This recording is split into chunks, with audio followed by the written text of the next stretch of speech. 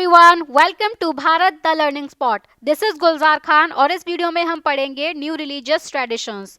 मतलब अभी तक हमने बुद्धिज्म के बारे में पढ़ा है और फिर बुद्धिज्म में जो है टाइम के साथ साथ नए नए आइडियाज़, नए नए बिलीव्स डेवलप होने लगते हैं, वो हम पढ़ेंगे। इसके अलावा बुद्धिज्म के साथ साथ नए नए ट्रेडिशंस भी डेवलप होने लगते हैं, जैसे हिंदुइज्म में वैष्णविज्म और शैविज्म, ये सब हम पढ़ेंगे। ठीक है, तो सबसे पहले हम पढ़ेंगे महायान बुद्धिज्म के बारे में। महायान बुद्धिज्म क्या था, कैसे इमर्ज हुआ। तो फर्स्ट सेंचुरी सी तक हमें बुद्धिस्ट आइडियाज़ में और प्रैक्टिसेस में चेंजेस दिखाई देने को मिलने लगे। मतलब जो रियल आइडियाज़ थे बुद्धिज्म में, जैसे कि गौतम बुद्ध ने क्या बताया था, उन्होंने बताया था कि जो लाइफ है ये फुल ऑफ सफरिंग है और इस सफरिंग की वजह है हमारी डिज़ायर को ख़त्म किया जा सकता है। कैसे ख़त्म किया जा सकता है? 8 फोल्ड पाथ अपनाकर, मिडिल पाथ अपनाकर जो है वो एनलाइटनमेंट प्राप्त किया जा सकता है। ये सारे आइडियाज़ थे, लेकिन टाइम के साथ साथ इनमें चेंजेस होने लगे। अर्ली बुद्धिस्ट टीचिंग्स जो थी वो निर्वाण प्राप्त करने के लिए सेल्फ एफर्ट को इम्पोर्टेंस देती थी। मतलब अगर मोक्ष प्राप्त करना है, इस संसार के रीबर्थ के साइकिल से मुक्ति प्राप्त करनी है, दुखों से जो है वो मुक्ति प्राप्त करनी है, तो अपने लिए सेल्फ एफर्ट करना पड़ेगा, कोई तीसरा नहीं आएगा हमारे लिए। ये थी अर्ली बुद्धिस्ट टीचिंग्स।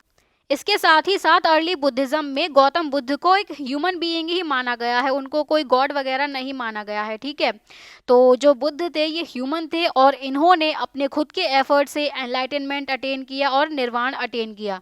एनलाइटनमेंट और निर्वाण या निब्बाण में थोड़ा सा डिफरेंस है बेसिकली।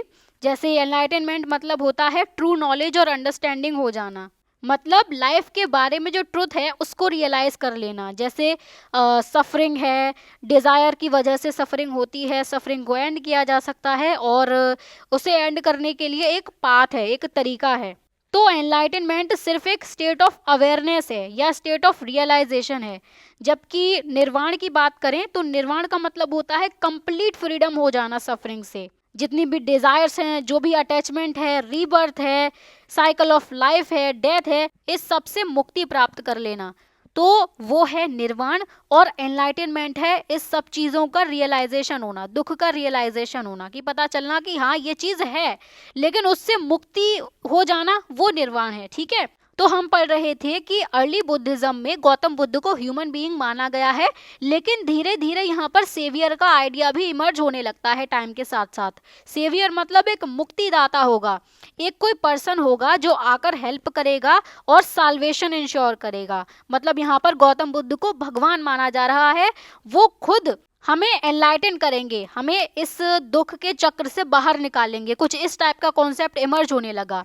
तो इसी के साथ ही साथ बोधिसत्व का कॉन्सेप्ट भी डेवलप होने लगा। बोधिसत्व कौन होते थे? ये बहुत ज़्यादा कंपैशनेट माने जाते थे, मतलब ये बहुत ज़्यादा दयालु होते थे। ये अपने एफर्ट से पुण्य कमाते थे और उस पुण्य का यूज़ ऐसा नहीं था कि ये अपने निर्वाण में लगा देते थे या वर्ल्ड को छोड़ देना, ऐसा कुछ नहीं करते थे। ये उसका यूज़ करते थे दूसरों की हेल्प करने में, ताकि दूसरे एनलाइटनमेंट प्राप्त कर सके। मतलब बेसिकली क्या है, यहाँ पर जो बोधिसत्व है ना, ये ह्यूमन बीइंग्स होंगे, ये क्या करेंगे, ये तपस्या वगैरह करेंगे जिससे इन्हें ज्ञान प्राप्त होगा और ये उस ज्ञान का यूज़ लोगों को निर्वाण प्राप्त करने के लिए करेंगे, ना कि खुद निर्वाण ये प्राप्त करेंगे। समझ आ रहा है कि नहीं? ये लोग खुद निर्वाण प्राप्त नहीं कर रहे हैं, ये लोगों की हेल्प कर रहे हैं ताकि वो लोग मुक्ति प्राप्त कर सकें, जिसे हम लिबरेशन भी कहते हैं, जिसे हम निर्वाण भी कहते हैं, जिसे हम एनलाइटनमेंट भी कहते हैं। तो ये लोग कर सकें, इसके लिए बोधिसत्व का कॉन्सेप्ट डेवलप होने लगा। तो बुद्ध और बोधिसत्व लोग जो थे, इन लोगों की मूर्तियां बनाई गई, उनकी पूजा शुरू की गई, वो बुद्धिज़्म का एक पार्ट हो गया। तो जब ये पूजा वगैरह शुरू हो गई ना, इसको बोला जाने लगा महायान। महा मतलब होता है ग्रेट और यान का मतलब होता है व्हीकल, तो द ग्रेट व्हीकल इसको बोला जाने लगा, इस नई थिंकिंग को। अब ये जो इमेज है ये गौतम बुद्ध की ही इमेज है, ये मथुरा से हमें मिली, जो कि लगभग फर्स्ट सेंचुरी सीई की ही है। तो ये मूर्ति बनाई क्यों गई? क्योंकि इसकी वर्शिप की जाती होगी और उसी टाइम की है जब महायान इमर्ज हो रहा है। और जो लोग महायान को फॉलो करते थे, इसके बिलीफ को अडॉप्ट करते थे, वो इस ओल्डर ट्रेडिशन को क्या बोलते थे, हीनयान बोलते थे। मतलब जो पहले से चला आ रहा है बुद्धिज्म में वो हीनयान है। हीन मतलब लेसर और यान मतलब व्हीकल, वही बात। तो हीनयान तो पुराने वाले ट्रेडिशन को कहा जाने लगा और महायान नए वाले ट्रेडिशन को कहा जाने लगा। हीनयान में कोई भी मूर्ति पूजा वगैरह नहीं थी, गौतम बुद्ध को ह्यूमन माना गया था, सेल्फ एफर्ट पर जोर दिया गया था। लेकिन महायान में मूर्ति पूजा आ जाती है, बोधिसत्व का कॉन्सेप्ट आ जाता है और लिबरेशन के लिए कोई दूसरा हमारी मदद करेगा, इसका कॉन्सेप्ट आ जाता है। यहाँ पर सेल्फ एफर्ट का जो इम्पोर्टेंस है वो खत्म होने लगता है, राइट। तो बेसिकली क्या था, गौतम बुद्ध की डेथ के बाद कुछ बुद्धिस्ट काउंसिल्स हुई। तो बेसिकली 4 बुद्धिस्ट काउंसिल्स हुई हैं और मॉडर्न टाइम में 2 काउंसिल और हुई हैं। तो कुल मिलाकर 6 काउंसिल्स हुई हैं, जिसमें फर्स्ट काउंसिल जो हुई थी वो कहाँ पर हुई थी, वो हुई थी राजगीर में। इसका टाइम पीरियड था 483 BCE। लगभग गौतम बुद्ध के डेथ के बाद ही ये पहली काउंसिल बैठाई गई थी। इसके बाद में दूसरी बुद्धिस्ट काउंसिल हुई, ये जो है वो 383 BCE में हुई और ये हुई थी वैशाली में, ठीक है। फिर थर्ड बुद्धिस्ट काउंसिल हुई। थर्ड बुद्धिस्ट काउंसिल अशोक के टाइम पीरियड में हुई थी, लगभग 250 BCE में, और ये हुई थी पाटलिपुत्र में, ठीक। इसके बाद हुई fourth Buddhist council. Fourth Buddhist council का टाइम पीरियड है 1st सेंचुरी CE, या हम इसे 100 CE भी बोल सकते हैं। ये हुई थी कश्मीर में और वहाँ का राजा था कनिष्क, तो उसने करवाई थी। तो बेसिकली फोर्थ बुद्धिस्ट काउंसिल में ही क्या होता है, जो बुद्धिज्म है ना ये 2 पार्ट में डिवाइड हो जाता है। एक था हीनयान, जो पुराना जो ओरिजिनल बुद्धिज्म था वो, और एक हो जाता है महायान, ठीक है। महायान में क्या कॉन्सेप्ट था ये अभी हमने जान ही लिया। इसमें जो है वो आइडल वर्शिप आ जाती है, गौतम बुद्ध को पूजने की बात की जाती है। हीनयान ओरिजिनल था जिसमें कोई भी मूर्ति पूजा वगैरह नहीं की जाती है। तो इस तरह से 1st सेंचुरी CE में ये डिवीजन हो जाता है महायान और हीनयान में। इसी तरीके से फिर 5th बुद्धिस्ट काउंसिल जो है ये बहुत बाद में जाकर हुई, ये हुई 1871 में, और ये 1871 CE है, ठीक है, मॉडर्न टाइम है ये, और ये म्यांमार में हुई थी। इसी तरीके से फिर 6th बुद्धिस्ट काउंसिल हुई, ये हुई थी लगभग 1954 से 1956 के बीच में, और ये भी म्यांमार में ही हुई थी। तो मैंने ये सब क्यों समझाया, ये मैंने समझाया ताकि ये बैकग्राउंड समझ में आ सके, हीनयान और महायान का डिवीजन कैसे हुआ ये समझ में आ सके। तो क्या याद रखना है, हीनयान ओरिजिनल बुद्धिज्म है जो चलता चला आ रहा था, आइडल वर्शिप वगैरह नहीं होती है इसमें। और जो महायान है ये बाद की आइडियोलॉजी है जो बाद में बुद्धिज्म में ऐड हुई, इसमें बोधिसत्व का कॉन्सेप्ट भी आता है, आइडल वर्शिप आती है, ठीक है। तो यहाँ पर हीनयान से रिलेटेड एक टर्म और है जिसका नाम है थेरवाद। तो महायान के जो सपोर्टर्स थे वो तो अदर बुद्धिस्ट को हीनयान के फॉलोअर्स बुलाते थे, लेकिन बुद्धिज्म में जो ओल्डर ट्रेडिशन था वो लोग खुद को क्या बोलते थे, वो बोलते थे थेरवादिन्स। अब देखो थेरवादिन कौन होते हैं, वो लोग जो ओल्ड रिस्पेक्टेड टीचर्स के पाथ को फॉलो करते हों, और उन टीचर्स को बोला जाता था थेराज। हमने इस चैप्टर में जब फॉलोअर्स ऑफ द बुद्धा वाला टॉपिक पढ़ा था तो हमने क्या पढ़ा था, बुद्ध ने एक संघ ऑर्गेनाइज किया, उस संघ में स्टार्टिंग में सिर्फ मेन अलाउड थे, लेकिन आनंद की मीडिएशन की वजह से विमेन को भी अलाउ किया गया बाद में। तो जो विमेन लिबरेशन अटेन कर लेती थी उन्हें थेरीज बोला जाता था। तो थेरी जो है वो फीमेल के लिए है और मेल के लिए थेराज है। इन्हीं थेराज के पाथ को फॉलो करने वाले लोगों को थेरवादिन बोला जा रहा है। तो बुद्धिज्म के ओरिजिनल ट्रेडिशन वाले जो लोग हैं ये लोग खुद को थेरवादिन्स बोलते हैं, लेकिन महायान के फॉलोअर्स इन्हें हीनयान बोलते हैं, ठीक है। तो ये तो हो गई बुद्धिज्म की बात, उसमें टाइम के साथ साथ नए नए आइडियाज जो ऐड हुए उसकी बात हो गई, बोधिसत्व का कॉन्सेप्ट भी हो गया। अब हम बात करेंगे पुराणिक हिंदुइज्म की। तो सेवियर का जो कॉन्सेप्ट था, मतलब एक मुक्तिदाता होगा जो हमारी हेल्प करेगा लिबरेशन प्राप्त करने के लिए, ये कॉन्सेप्ट ऐसा नहीं था कि सिर्फ बुद्धिज्म में था, अदर ट्रेडिशंस में भी देखने को मिलता है। इसी तरीके के आइडियाज जो हैं वो अलग अलग तरीके से अलग अलग ट्रेडिशंस में डेवलप हुए। जैसे कि हिंदुइज्म में इस तरीके का जो आइडिया है वो डेवलप हुआ कि एक सेवियर होगा, है ना। हिंदुइज्म में जो है वो 2 मेजर ब्रांचेस थी, एक है वैष्णविज्म और एक है शैविज्म। वैष्णविज्म में क्या होता है, जो लॉर्ड विष्णु हैं उनको प्रिंसिपल डेटी माना जाता है और उन्हें ही वर्शिप किया जाता है। जो मेन देवता, मेन भगवान जो माने जाते हैं हिंदुइज्म में, उन्हें विष्णु को माना जाता है। वो वाली ब्रांच वैष्णविज्म हो जाती है। दूसरी तरफ है शैविज्म। शैविज्म में जो लॉर्ड शिव हैं उनको चीफ गॉड माना जाता है और इन्हीं की पूजा की जाती है। तो वैष्णविज्म, शैविज्म, ये जो ब्रांचेस थी हिंदुइज्म की, जो अलग अलग फॉर्म्स थी, इनमें एक चीज पर जोर दिया जा रहा था, वो था एक चूजन डेटी की वर्शिप करने का। मतलब एक भगवान चुन लो, एक देवता चुन लो और उन्हीं की वर्शिप करो, उन्हीं पर ध्यान दो। जैसे वैष्णविज्म में विष्णु की पूजा, शैविज्म में शिव की पूजा, इस तरीके से। तो इस तरह की वर्शिप में मतलब एक ही गॉड को चूज करके उनकी वर्शिप जो की जाती है, उसमें जो बॉन्ड होता है डिवोटी और गॉड के बीच, उसको लव का बॉन्ड, उसको डिवोशन का बॉन्ड माना गया है। डिवोशन मतलब समर्पण का। जो डिवोटी होता है वो अपने आप को गॉड के लिए पूरी तरीके से अपने आप को समर्पित कर देता है, कुछ इस टाइप का कॉन्सेप्ट, जिसे हम भक्ति भी बोलते हैं। तो इस बॉन्ड को इस तरीके से देखा गया। वैष्णविज्म की बात करें तो जो कल्ट्स थे, कल्ट मतलब वर्शिप के मेथड, या हम कोई कम्युनिटी भी बोल सकते हैं, कोई विचारधारा बोल सकते हैं इसको। तो ये अलग अलग कल्ट जो है वो अलग अलग अवतार, अलग अलग इनकारनेशन जो थे भगवान विष्णु के, इसके आसपास डेवलप हुए। वैष्णविज्म की बात कर रहे हैं हम। जैसे भगवान विष्णु के टोटल 10 अवतार को रिकॉग्नाइज किया गया है ना। तो माना जाता है कि ये जो अवतार होते हैं, ये जो भगवान अवतार लेते हैं, ये क्यों लेते हैं, ये इस वर्ल्ड को बचाने के लिए लेते हैं। किससे बचाएंगे?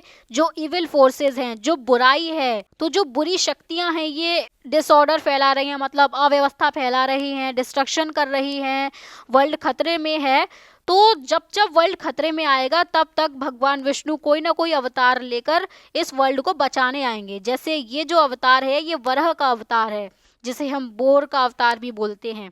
तो भगवान विष्णु का ये जो वराह का अवतार है, इसमें क्या दिखाया गया है कि ये जो अर्थ गॉडेस हैं यहाँ पर, ये इनको सेव कर रहे हैं। तो इसमें अर्थ को भी पर्सोनिफाई कर दिया गया है, स्कल्पचर के रूप में अर्थ को दिखाया गया है। मतलब भगवान विष्णु ने एक अवतार लिया है और ये अर्थ को बचा रहे हैं, कुछ इस टाइप का कॉन्सेप्ट यहाँ पर देखने को मिल रहा है। तो ये माना जाता है कि अलग अलग अवतार जो थे भगवान विष्णु के, ये हमारी कंट्री के अलग अलग पार्ट में पॉपुलर रहे हैं। तो ये जितने भी लोकल डेटीज थे, इनको भगवान विष्णु का ही अवतार मान लिया गया। तो इससे एक फायदा ये हुआ कि इससे यूनिफाइड रिलीजियस ट्रेडिशन बन सका। जैसे यहाँ पर हम एग्जांपल दे सकते हैं वैष्णविज्म का ही। वैष्णविज्म एक यूनिफाइड ट्रेडिशन है, यूनिफाइड रिलीजियस ट्रेडिशन है। इसमें अलग अलग अवतार जो हैं इनको रिकॉग्नाइज कर लेना, वो लोकल डेटीज का रिकॉग्निशन है। तो इनमें से कई सारे अवतारों को मूर्तियों के रूप में दिखाया गया है। अदर जो डेटीज हैं उनकी भी मूर्तियां बनाई गई हैं। जैसे भगवान शिव की मूर्ति बनाई गई है। कैसे बनाई गई है? इनको लिंग के रूप में सिंबलाइज किया गया है। मतलब शिवलिंग जो बनाया जाता है वो भगवान शिव को ही तो दिखाता है ना। और शिव को जो है ह्यूमन फॉर्म में भी रिप्रेजेंट किया गया है, इनकी ह्यूमन स्कल्पचर्स भी बनाई गई है, राइट। तो डेटीज और उनके एट्रीब्यूट्स, मतलब उनके जो गुण हैं, उनके बारे में हमें आइडिया देने का काम करती हैं ये रिप्रेजेंटेशंस, ये स्कल्पचर्स। अब इन स्कल्पचर्स में भी सिंबल्स यूज़ किए जाते हैं, जैसे कि हेड ड्रेसेस यूज़ की जाती हैं। हेड ड्रेसेस मतलब कोई कपड़ा या कोई टोपी वगैरह नहीं है।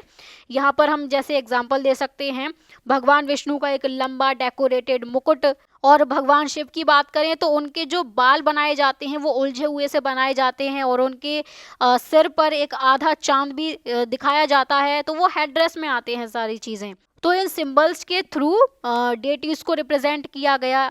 जो ऑर्नामेंट्स वो पहनते हैं उनके थ्रू उन्हें रिप्रेजेंट किया गया। आयुधास जो हैं उनके हाथों में, आयुध क्या होते हैं?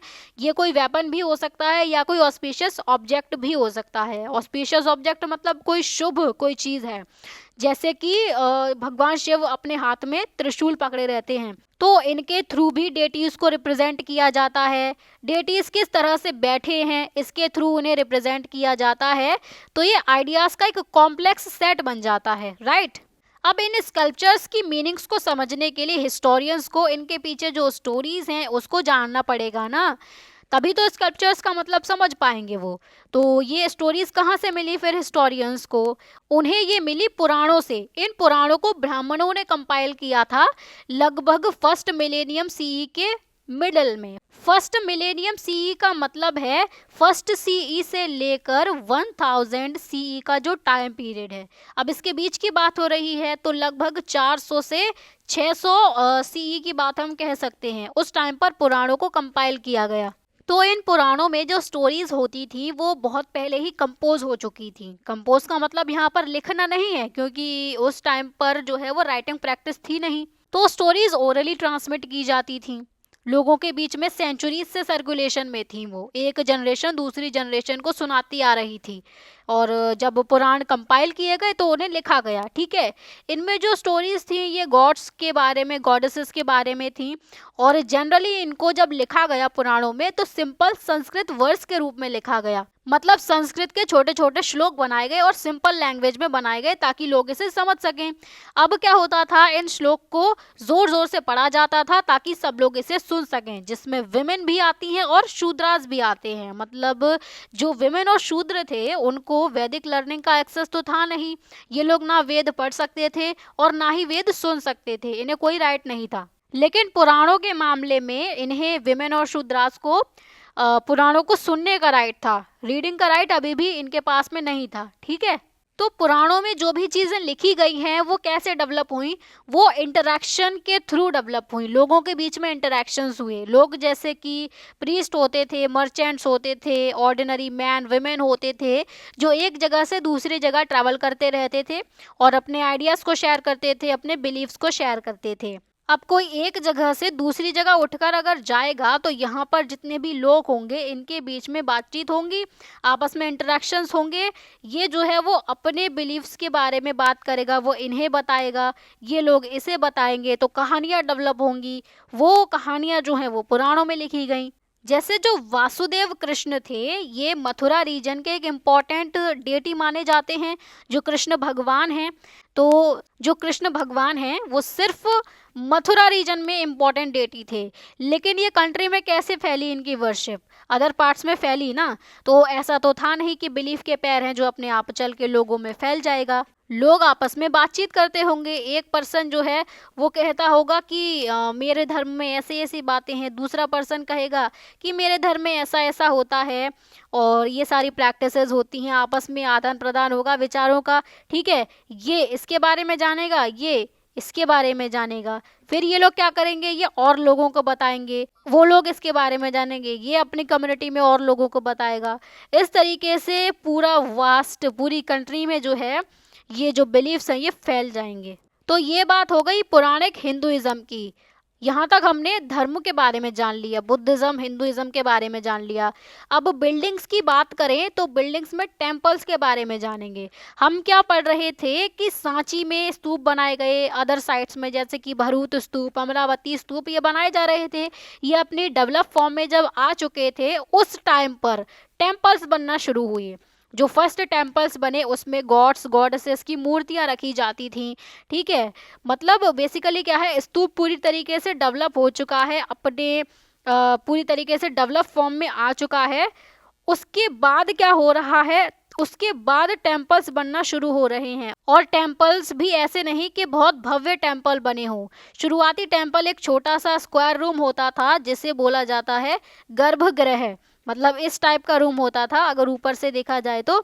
और इसमें एक सिंगल डोरवे होता था, इधर यहाँ से एंट्री होती थी और इस एंट्री से वर्शिपर अंदर जाता था, पूजा करता था, और बीच में जो है वो मूर्ति रखी जाती थी। जैसे ये गेटवे है, इसके अंदर जो है यहाँ पर मूर्ति रखी भी है, एक गणेश भगवान की मूर्ति रखी हुई है।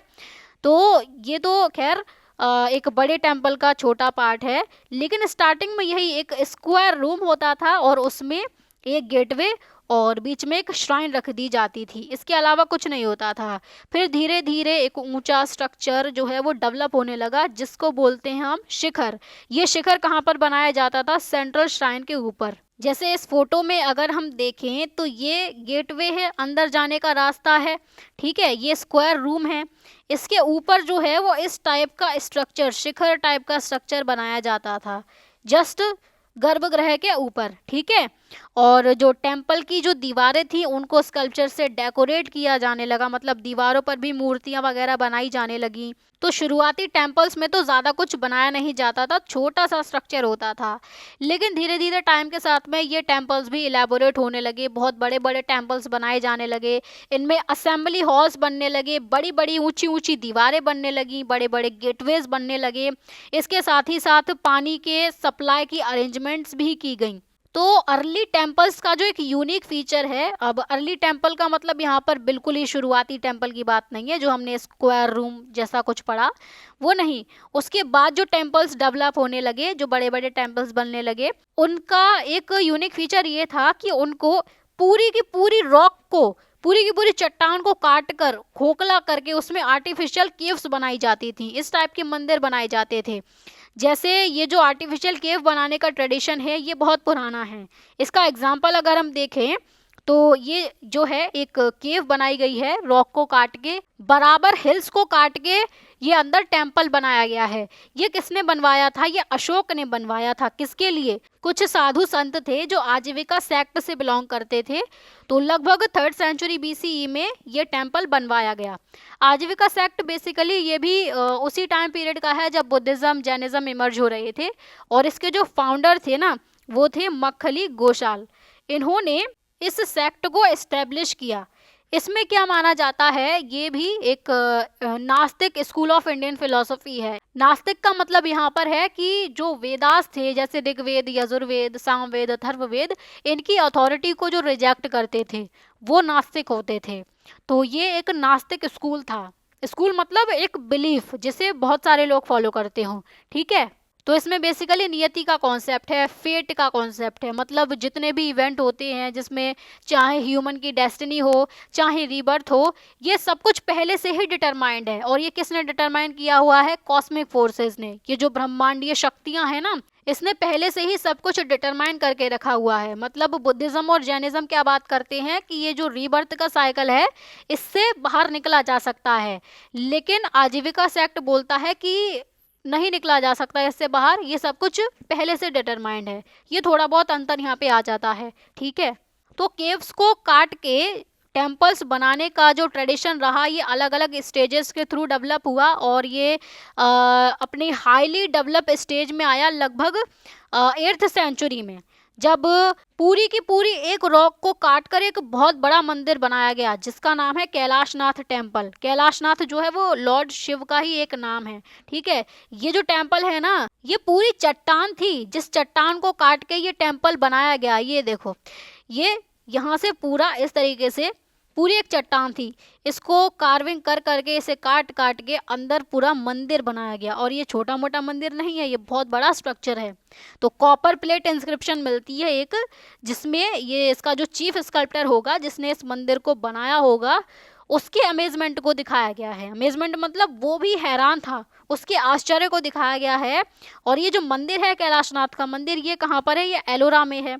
उसने क्या बोला है कि oh how did I make it, मतलब हे भगवान, ये मैंने कैसे बना लिया। वो खुद इस चीज़ पर जो है वो आश्चर्य कर रहा है, हैरान हो रहा है, क्योंकि ये एक काफ़ी बड़ा स्ट्रक्चर है और दूसरी बात, एक सिंगल रॉक को काट कर बनाया गया है। तो ये टेम्पल्स की भी बात हो गई। तो ये था टॉपिक न्यू रिलीजियस ट्रेडिशंस का, जिसमें महायान बुद्धिज्म पढ़ लिया, पुरानिक हिंदुइज्म पढ़ लिया और टेम्पल्स के बारे में पढ़ लिया। तो इसे शॉर्ट में कंक्लूड अगर हम करें तो इस पूरे सेक्शन से हम ये समझ पाते हैं कि रिलीजियस ट्रेडिशंस टाइम के साथ बदलती रहीं। चाहे महायान बुद्धिज्म हो या पुरानिक हिंदुइज्म, हर जगह नए नए आइडियाज़, भक्ति और नए फॉर्म्स डेवलप हुए।